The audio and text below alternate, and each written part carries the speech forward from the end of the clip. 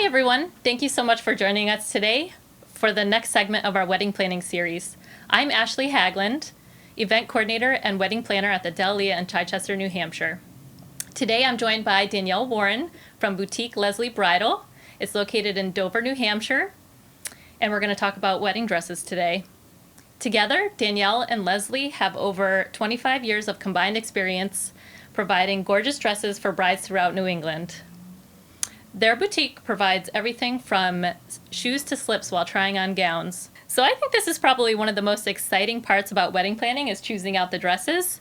So when would you recommend a bride start shopping for a dress? Yeah, that's a great question.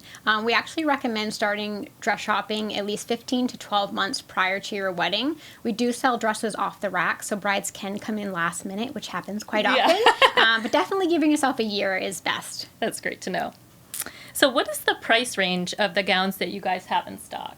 So we have gowns under $500 as well as gowns between $500 and our highest is $3,000.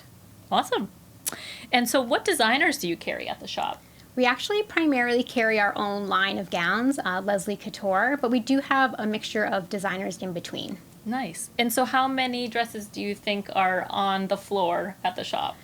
We actually purchased a bridal shop a couple years ago that went out of business, and we purchased almost 200 gowns. So we have approximately 300 in the store right now. Wow. So if someone's coming in for an appointment, how do you know what style dress they're looking for, or how do you go about picking out of 300 dresses? So we send out a email to all of our brides. It has a bridal registration form, so they can fill in some different styles and ideas of dresses they're interested in trying on. We also ask them to send us pictures. We look at their Pinterest boards. Very nice. But usually, we kind of, it's trial and error, try on different dresses during the appointment, and we just tell them to keep an open mind. Very nice. So if we're going to come for a visit, we're ready to pick out our dress, how do we go about that process? Do we need to set up an appointment? Yes, so we're actually just open by appointment only. We do require that you either give us a call or send us an email to set up your appointment, and we reserve the boutique just for you and your guests when you come in. Great. So how many people typically are we allowed to bring for an appointment? Currently, we're allowing brides to bring 4 guests with them, but typically we don't have a restriction on guests, but right now it's 4. Okay. All right, so if we're going to come in to try on some dresses, what do you recommend that we would wear underneath to try on? Yeah, so the best undergarments to wear during your appointment would be either a strapless bra, we recommend shapewear, or we just ask that you wear full coverage underwear. Great. So if we're coming to shop through 300 dresses, how long does that appointment usually last? We reserve 3 hours for your appointment, and like I mentioned before, the boutique is just reserved for you and your guests during that time. Great. And in each appointment, how many dresses would you recommend trying on? Normally we pull between 10 to 15 dresses. Sometimes we pull more, or sometimes brides find their gowns within the first few dresses, but typically you'll at least try on about a dozen.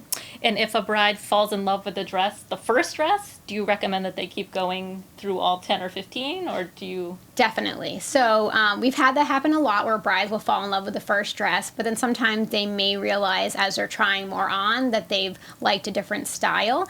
Sometimes we do end up going back to the first dress and it is the one, but typically we recommend trying on at least 4 to 5 different silhouettes before picking your dress. Awesome. That's great advice. I think mine was in the first 1 or 2, and then I kept going and I went back. Right. All right. So we finally find the dress, and how long do we have to wait for it to come in? So right now we're seeing the time frame between 3 and 6 months. Usually it's about 4 months when a dress comes in, but if you do some customization, it does take about 6. Oh, so you can customize too? Yeah, we can. You can change color, fabric, add sleeves. So we Wow. have a lot of different options that you That's can great. custom design your dress with. I love that you can personalize. That's awesome. So if you wanted to do any jewelry, veil, or maybe a sash, when would you recommend trying that on? In our initial appointment, or when we come back when the dress comes in? So we actually do pull different accessories during your appointment, but we also usually will focus on that when your dress comes in. So we set up an appointment for you to try on your gown, and then we focus on your accessories if you haven't picked them before. Excellent. And how long does that appointment usually last? That appointment will last anywhere from 45 minutes to about an hour. Awesome. So you spend a lot of time with us, is We what do. you're saying. great. And when would you recommend that we start the alteration process? That's a great question. We get that all the time. Typically, we recommend starting your alterations at least 12 to 8 weeks before your wedding day. And is that something that you guys do right on site? We don't have a seamstress in our shop, but we do have a list of recommended seamstresses on our website, and we can refer you to one that we use. That's great, because that's an important job. Definitely. So how much would you say that our bride should budget for those alterations? It can vary from dress to dress. We also get this question a lot too, wondering how much I'm going to spend more, or I've already spent, a certain amount on my dress. But typically you can at least budget around $300, but it can be more or less depending on your dress. That's great. That's a good, just to have a ballpark. Yeah, it's nice to have a ballpark idea. Definitely.